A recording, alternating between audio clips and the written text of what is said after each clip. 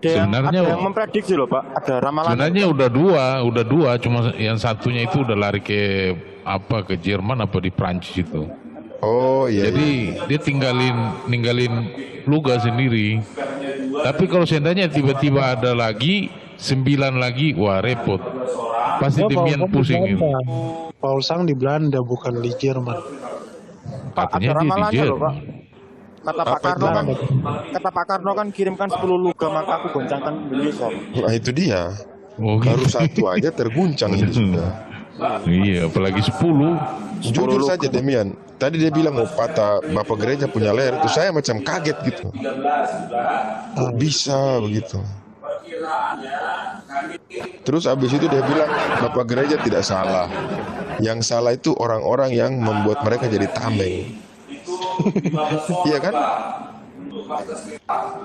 Makanya kalau saya lapor ini Luga nih. Sadis ya.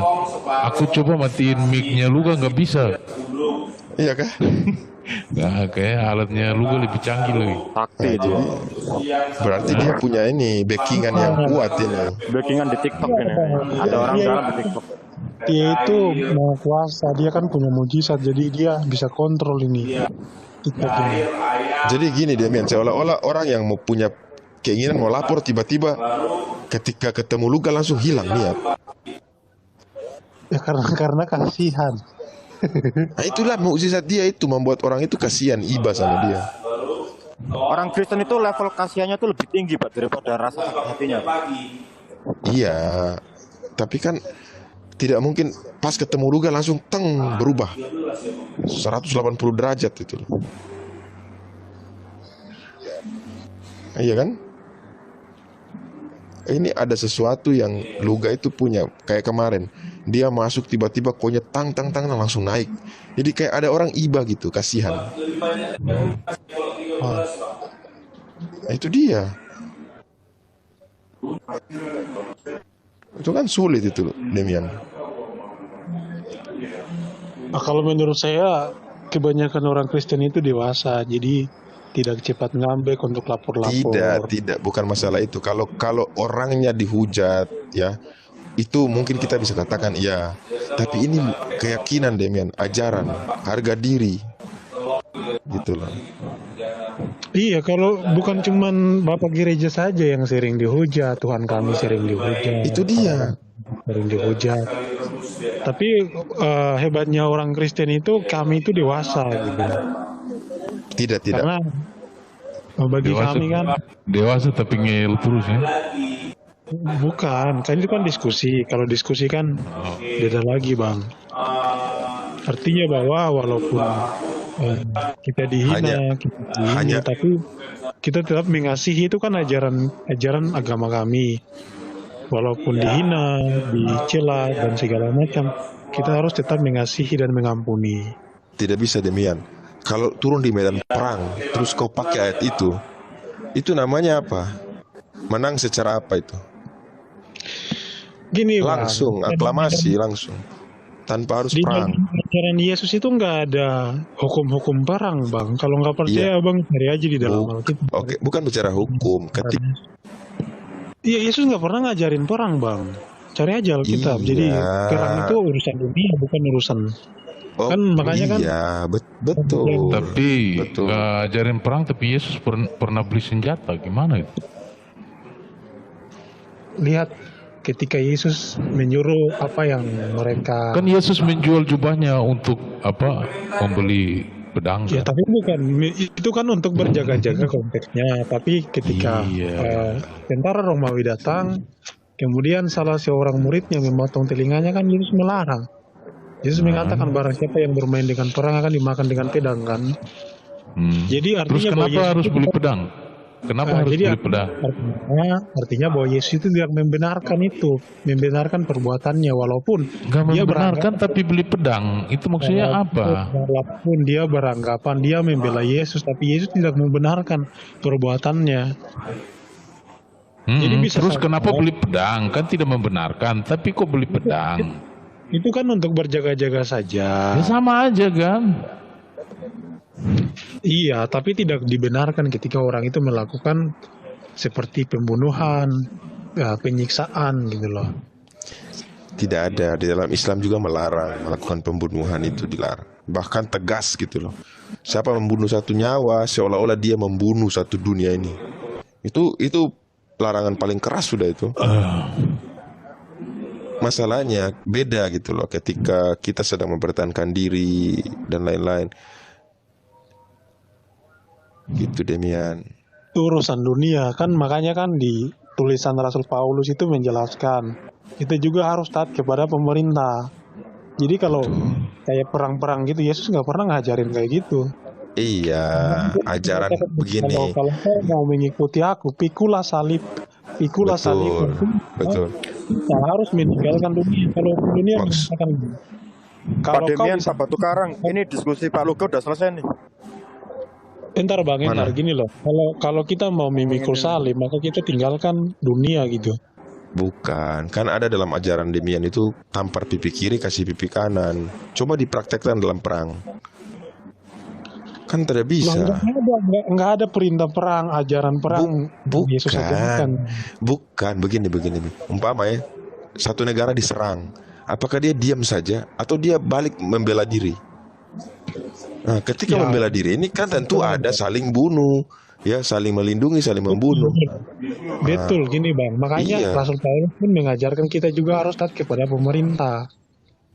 Ya sudah lah, ini Maksud kami keadaan sekarang perang. Satu negara diserang, Iya, kan iya, banyak nih contoh. Udah perang terjadi di mana-mana. Nah, terus ketika ajaran ini ingin ditegakkan ya dijalankan kan tidak mungkin. Masa ada orang mau serang kita kasih ini anak bapak dibunuh kasih anak lagi dibunuh, kan nggak mungkin. bukan seperti itu ajaran yang Yesus ajarkan. Yesus mengajarkan contohnya nih, orang berbuat baik kepada kita, kita balas dengan kebaikan. Berbuat jahat Iya. kepada Kita balas yang kebaikan. Iya, itu jadi dia. menampar pipi kanan, menampar pipi kiri, berikan juga pipi kanan atau sebaliknya. Betul, saya Itu tahu bukan itu orang maja. melakukan Itu apa ya? Apa istilahnya Itu Dimen? metafor. Metafor, iya metafor. Tapi pada prakteknya adalah ketika ada orang yang berbuat buruk kepada kita, kita jangan balas dengan keburukan gitu kan, balasnya. Bahkan kalau perlu ketika dikasih apa, dia membalas kasih baju, jangan kasih baju, kasih dia jubah, gitu ya ibaratnya ya. Nah, ini kan konteksnya ketika dalam perang ini Demian. Tentu mereka ini bukan orang baik yang menyerang kita, orang jahat tuh. Iya kan? Tidak mungkin orang baik menyerang kita. Nah, bagaimana? Apakah harus menerapkan ajaran yang tadi atau bagaimana? Ajaran pemerintah dong. Kan di pemerintahan juga kan ada ini ajaran. Jadi bukan ajaran agama, ajaran perang itu nggak ada di dalam perjanjian baru. Yang jelas kalau ajaran pemerintah itu kan Itu tidak diatur oleh agama, ya. itu diatur oleh pemerintah. Pemerintah yang diserang tentu dia memiliki perangkat-perangkat, ya, punya militer. Nah, itu yang maju medan perang. Tapi selama yang kita lihat nonton ini, bukan saja militer yang berperang, tapi sipil pun jadi korban dan mereka pun mengangkat senjata untuk membela diri. Begitu. Gini, kalau ajaran kasih yang saya pahami itu bukan seperti yang kawan-kawan muslim ini bayangkan. Jadi contoh ya, kalau kita bahas dalam konteks peperangan, kalau kita diperangi atau suatu bangsa diperangi, memang kita itu sebagai manusia wajib untuk Mempertahankan diri.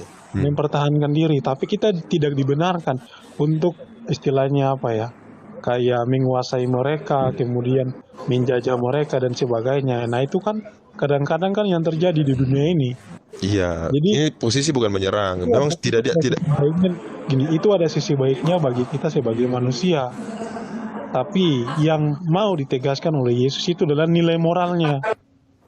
Jadi yang namanya setiap perbuatan jahat itu, walaupun kita anggap sebagai kebaikan, itu nilainya tetap dosa dalam hal apapun. Walaupun Nilai kita moral. anggap baik bagi manusia, tapi kalau nilai moralnya itu nggak ada ya sama aja. Oke. Bagaimana tindakan perbuatan berdasarkan kepada nilai moral tadi? Ya contohnya, kita berperang untuk membela negara itu hal yang baik. Oke. Tapi kalau kita apa namanya lihat dari sisi moral, membalas kejahatan dengan kejahatan itu bukan hal yang baik. Tapi baik bagi kita sebagai manusia untuk mempertahankan dirinya. Nilai moralnya nggak ada. Oh. Kalau misalkan gini ya, kau menampar saya nih, kau menampar saya balik nampar, maka kebaikan saya itu nggak ada. Karena Oke. saya membalas dengan kejahatan juga. Tapi kalau kau Artinya- nampar saya berkati kau, saya ampuni kau, nilai kebaikan yang saya sampaikan itu ada, nilai kebaikan itu ada. Oke, artinya bahwa itu tidak dipersoalkan ketika membela diri, tapi tidak memiliki nilai. Begitu. Of course. Oke. Kan gini, makanya kan di dalam perjanjian baru itu dikatakan gini, hukum Taurat itu diturunkan supaya manusia itu dapat hidup. Nah, di dalam hukum Taurat itu ada peraturan perang, ada bagaimana caranya supaya bangsa itu dapat berkembang dengan cara poligami dan sebagainya. Jadi hukum Taurat itu diturunkan tujuannya supaya manusia itu dapat bertahan hidup, mereka bisa berperang, mereka bisa mengalahkan musuhnya. Nah, tapi ketika kita hidup di bawah hukum Taurat, kita tidak dibenarkan oleh hukum itu. Justru kita menjadi terkutuk, kita menjadi makin banyak dosa. Makanya Rasul Paulus mengatakan, semakin banyak hukum, maka semakin banyak dosa. Bayangkan berarti- saja 613 mitzvot. Kau jalankan 10, kau tinggalkan semuanya. Perbuatan baikmu lebih sedikit daripada perbuatan jahatmu, karena kau melanggar lebih banyak daripada kau melakukan. Oke, berarti ketika sejarah tentang perang salib dan lain-lain itu memang tidak dibenarkan ya dalam agama ya. Bukan gini, tidak, nilai moralnya tidak ada, dan juga Ini masalahnya mereka kalau- menyerang gitu loh, bukan mempertahankan diri tapi menyerang. iya salah dong, itu salah kalau kita Oke, nggak tapi salah kemudian kita Akibat dari perang salib itu maka Kristen ini besar gitu. Oh enggak juga bang, justru perang salib itu Kristen itu menangnya cuma sedikit. Tapi perang Bukan salib itu efek. berabad-abad. Perang salib itu bang, itu berabad-abad bang. Itu yang murah. Coba lihat ya. Konstantinopel, sehingga membuat bangsa Eropa itu mereka menjadi dunia abad 19. Jadi yang maksud saya gini, yang namanya kejahatan itu tidak ada dibenarkan dalam hal apapun. Sepakat. Tidak ada agama yang membolehkan itu, sepakat. Maksudnya begini, kalau kita berlandaskan nilai moral, berarti sesuatu perbuatan itu dibolehkan tapi tidak dapat pahala, ibaratnya begitu toh. Nah, berbeda dengan Islam. Tanya Bang Radit, ketika kita membela kehormatan, membela apa yang menjadi hak kita, dan kita itu mati di situ, atau kita dapat nilai pahala gitu loh. Iya, memang berbeda bang, karena kebenaran nilai moral di dalam Kristen itu tidak dilihat dari pandangan manusia, tapi pandangan Tuhan. Iya, karena begini, pahala itu kan dari Tuhan, bukan dari manusia. Iya, makanya nilai moralnya pun harus penilaiannya dari Tuhan, iya, bukan dari manusia. Artinya ketika Kalau- saya bicara begitu, berarti dalam pandangan Tuhan itu baik. Enggak, gini bang, saya kasih contoh ya. Bagi manusia, membalas kejahatan dengan kejahatan itu hal yang baik. Tapi kalau di mata Tuhan itu nggak baik. Kenapa? Karena kita juga berdosa. Kalau orang orang berbuat salah ke kita dan kita tidak mengampuni dia, lah apa bedanya dengan kita yang berbuat salah kepada Tuhan tapi Tuhan bisa mengampuni kita? Jadi nilai moralnya yang harus ditanamkan. Orang Kristen Begini. itu nilai moralnya bukan sesama manusia saja tapi juga kepada Tuhan. Kalau kita tidak mengampuni orang yang bersalah kepada kita, kalau kita berdosa pun Tuhan nggak mengampuni kita, gitu loh. Jadi begini, dalam Islam itu rasional gitu. Ada hal-hal yang lebih utama dan ada hal-hal yang memang dalam taraf yang memang normal. Contoh, memaafkan itu lebih utama. Itu lebih utama. Tapi ketika kita melakukan tindakan yang itu mempertahankan kehormatan, mempertahankan apa yang menjadi hak kita, nah itu suatu kebolehan. Karena dalam rangka tadi itu dapatkan pahala juga, tapi lebih utama lagi itu kalau memaafkan. Itu. Iya, artinya kalau dalam Islam mungkin ajarannya sudah pasti berbeda dengan Kristen. Kalau bagi kami, Karena tidak mungkin begini, Demian, tidak mungkin Tuhan membebani manusia begitu loh. Di satu sisi sifat manusia itu ingin mempertahankan diri dan lain, tapi di satu sisi itu takut akan nilai moral. Nah, jadi natur manusia tadi yang sifatnya seperti itu seperti dikekang gitu loh. Hmm. Itu dia. Iya, karena gini, kalau dalam iman kami dikatakan bahwa manusia itu kan dia sudah jatuh ke dalam dosa.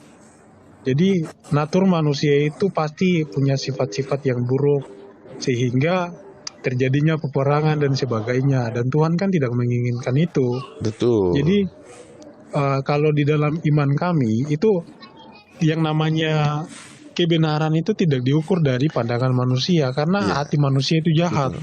Tapi Yang kalau dari Tuhan, nilai-nilai moral dari Tuhan sudah pasti benar. bukan. Kalau saya begini, memang tidak ada yang mengajarkan untuk berperang. Ini kondisinya ini bertahan, mempertahankan hak gitu loh. Ini konsep mempertahankan hak loh, Demian. Ah, Kok tidak ada nilai di situ? maksudnya nilai. Ya pasti ada dong kan nilainya untuk kita manusia. Kayak contohnya nih, kita mempertahankan negara kita, bangsa kita supaya kita nggak dijajah, kita nggak diperbudak. Nah itu ada manfaatnya, kebaikannya untuk kita manusia gitu loh. Tapi logikanya begini, contoh ya, kalau saya percaya, saya membela kebenaran, bagaimana cara saya melakukan kebenaran itu? Nilai moralnya saya ketahui. Kenapa saya tidak bisa tinggalkan dunia dan daripada nilai yang nggak benar? Jadi kalau saya lihat sejarah-sejarah para rasul, mereka melakukan berbeda dengan apa yang dunia lakukan. Walaupun mereka disiksa, dibunuh, mereka rela dimatikan, disalibkan dan sebagainya. Karena di dalam teologi Kristen itu begini. Udah lah, Kalau jangan misalkan ngomong nggak ada gunanya. Hujat nggak ada gunanya. aduh ini nabinya ngambek lagi. Kuasa nggak ada ngapain? Karena gini, Banyakan ngomong capek. karena kita gini, Yesus dengarnya. mengatakan gini, sabar. Tidur. Karena gini, Yesus mengatakan, untuk apa seseorang itu memperoleh seluruh dunia tapi kehilangan Ngomong nyawanya? mulu dari dulu mujizat nggak ada game. Sama lu. Lu kenapa? Bro, saya izin sholat dulu ya. Saya mau sholat dulu. Silakan lanjut. Iya.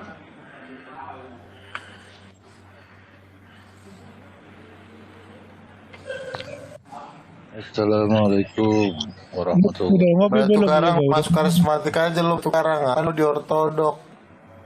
Pindah aja lu Lu pindah. udah ngopi belum? Lu di ortodok orang gila. Udah ngopi belum? Saya lagi nanya, aku bilang orang gila.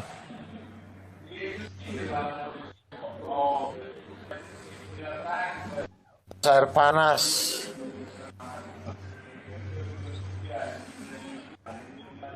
No, tuh Loga tadi Demian udah ngomong panjang kali lebar. Nih, menurut Loga gimana tuh Demian?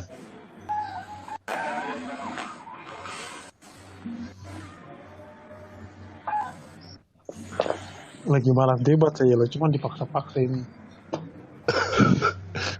Udah ngaco semuanya itu karena nggak ada mujizat, nggak ada yang tidak mendukung dia. Tuhan nggak mau dukung dia, dia mendukung dirinya sendiri. Tuhan nggak bisa dukung saya, emangnya. Nggak ada penjelasan ngapain menjual sayur. Saya lagi tidur ini, Tuhan Tapi tidak Tuhan dukung nggak saya. berkenan. Mending tahun mundur. Enggak, Tuhan tidak dukung saya. Saya lagi tidur, Tuhan nggak lagi dukung saya nih.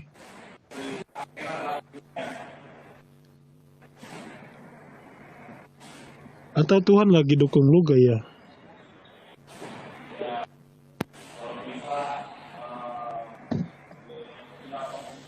Kayak anak kecil Tuhan aja mau pernah nggak didukung. ngomong sama lu? Tuhan pernah nggak ngomong sama lu?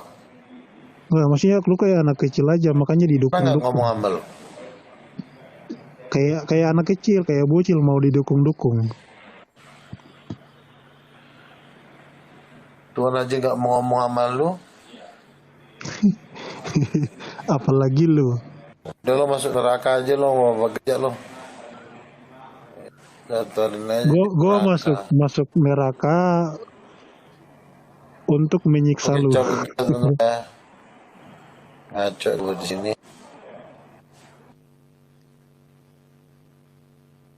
Open cam dulu lah lu ga. Kabur.